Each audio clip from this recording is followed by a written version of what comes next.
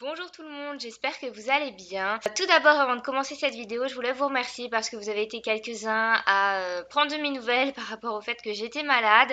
Et je voulais vous en remercier. Je crois que le plus gros est passé. Peut-être que vous l'entendez à ma voix, c'est pas encore totalement ça. Je tousse encore beaucoup, j'ai encore le rhume, mais bon, voilà, je vais vraiment beaucoup mieux. Donc, merci à vous de vous être inquiétés pour moi. Aujourd'hui, je vous retrouve avec une vidéo un petit peu particulière que je n'ai encore jamais fait sur ma chaîne. En fait, je me suis inspirée d'une vidéo que j'ai vue sur la chaîne de Sandrea26 France, qui est une youtubeuse beauté très connue. Et je vous invite à aller voir sa chaîne parce que ce qu'elle fait est vraiment très bien. Et donc, il y a quelques semaines, elle a sorti une vidéo qu'elle a intitulée Ce que les youtubeuses m'ont fait acheter, où concrètement, elle présentait des produits de beauté qu'elle avait achetés suite à des vidéos qu'elle avait vues de youtubeuses. Et je me suis dit, tiens, ça pourrait être sympa de remanier ça à la sauce booktube. Et donc, j'ai décidé dans cette vidéo, eh bien, tout simplement de vous présenter les romans que j'ai achetés suite aux avis de booktubeurs que j'ai pu voir sur YouTube. Tout simplement, donc j'espère que ça va vous plaire et donc si ça vous intéresse, regardez la suite de la vidéo. Je commence par ce titre-là et je vais essayer d'être très rapide parce que ces dernières semaines, je me rends compte que vous avez vu souvent passer ce livre, donc Petite recette de bonheur pour les temps difficiles de Suzanne Hayes et Loretta Nian aux éditions Bellefond. Donc vous le savez certainement si vous regardez mes vidéos régulièrement, c'est Fiona de la chaîne Petit Books qui m'a vraiment donné envie de lire ce livre et je ne regrette absolument pas de l'avoir acheté parce que je viens tout juste de le finir et je l'ai adoré. Mais je ne vous en dis pas plus puisque je vous en parle la semaine prochaine dans mon bilan lecture du mois de octobre. J'allais dire novembre, mais non, octobre. Pas si vite. Mélie de la chaîne Bazar de la littérature m'a également donné envie de découvrir 3 livres. Alors tout d'abord pour la petite histoire, il faut savoir que Mélie est une grande fan, si je puis dire, de l'auteur Barjavel. Elle en parle énormément et elle m'a donné très envie de découvrir cet auteur. J'ai eu la chance de gagner lors d'un concours qu'elle a organisé et donc elle m'a gentiment envoyé 2 livres. Donc La Nuit des Temps que je n'ai pas encore lu et également Les Dames à la licorne. C'est le livre qui me donnait le plus envie de cet auteur et je ne regrette absolument pas. Je l'ai lu il y a quelques semaines. Il me semble que c'était pendant le challenge Week-end à 1000 organisé par Lily Bookin. Et franchement, ce livre, c'est une petite pépite. Voilà, tout simplement. C'est un roman, je dirais, inclassable parce qu'il y a un petit peu de magie et puis en même temps, c'est très historique puisqu'on se retrouve en Irlande et on parcourt un petit peu tous les siècles jusqu'à arriver à la fin du 19e. Donc on apprend énormément de choses. Et puis voilà, c'est vraiment une très belle histoire d'amour.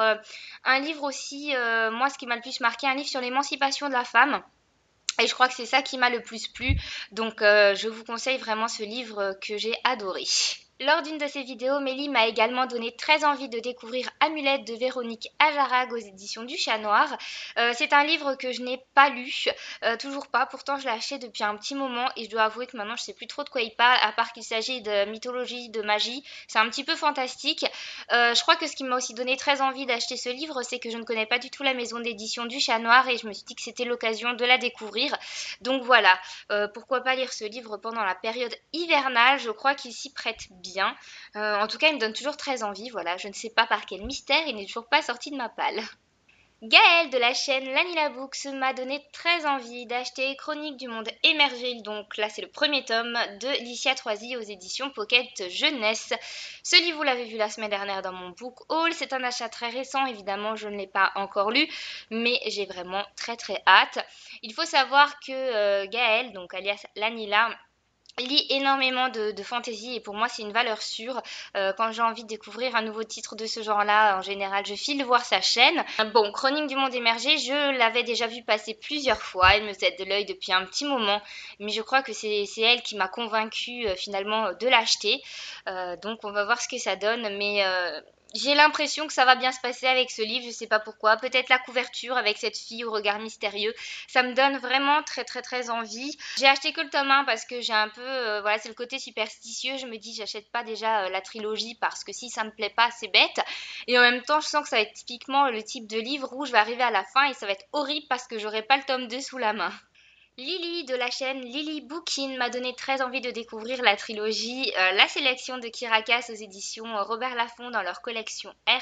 Ici que j'ai que le tome 2 et le tome 3. Tout simplement parce que je n'ai pas le tome 1 dans ma bibliothèque. À l'époque, je l'avais emprunté et j'avais tellement aimé qu'après, j'ai acheté la suite pour pouvoir les lire dès leur sortie.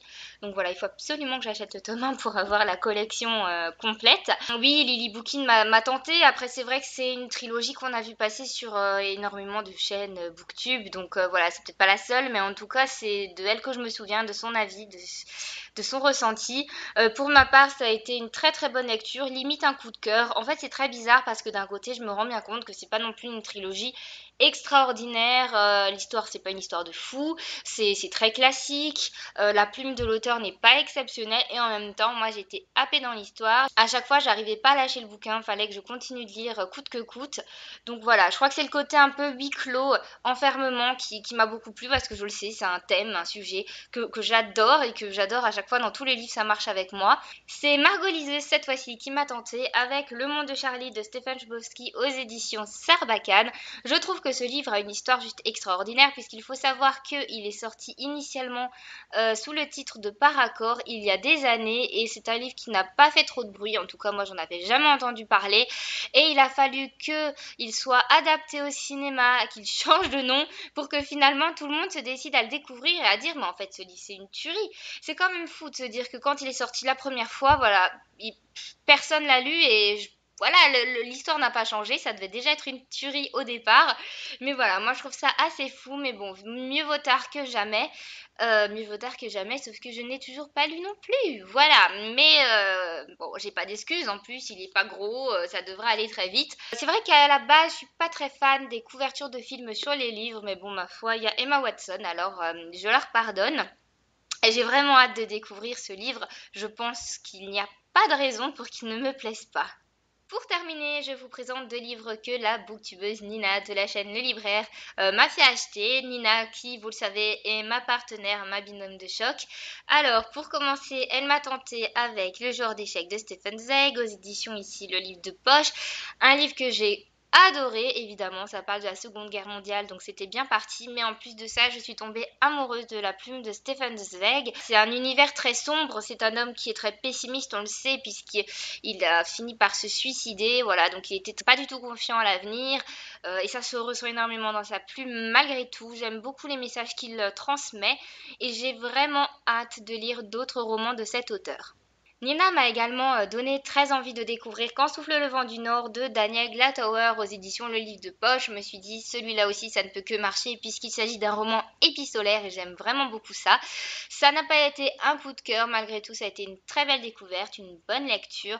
Il est suivi par La Septième Vague, que j'ai trouvé pas indispensable. Ce livre se suffit à lui-même, mais voilà, je trouvais que c'était aussi une fin sympathique qu'on nous proposait dans le second tome. Donc voilà, un petit diptyque bien sympathique que je vous conseille. Comme vous pouvez le constater, les booktubeurs sont de vils tentateurs. Évidemment, je vous ai cité ici des booktubeurs que je suis plus ou moins régulièrement puisqu'ils ont pu me tenter, c'est que forcément je regarde leurs vidéos. Sachez bien que ce ne sont pas les seuls, je suis énormément d'autres chaînes. Malheureusement, il y a des livres, je sais pertinemment que c'est des booktubeurs qui m'ont donné envie de les acheter et de les lire, mais en fait je ne m'en rappelle plus. Je pense notamment à Divergent, la trilogie de Véronica Ross, je pense également à Eleanor and Park, de Rainbow Rowell, je pense aussi à Alessandre Deloubli, de Karuna Rosenfeld, etc., etc. Je vais essayer d'être un petit peu mieux organisée et dorénavant de noter un petit peu à chaque fois que j'achète un nouveau livre quel est le booktuber qui m'a tenté. Ainsi, je pourrais vous refaire une vidéo de ce type d'ici quelques mois. D'ici ma prochaine vidéo, portez-vous bien, je vous fais plein de bisous. Bye bye!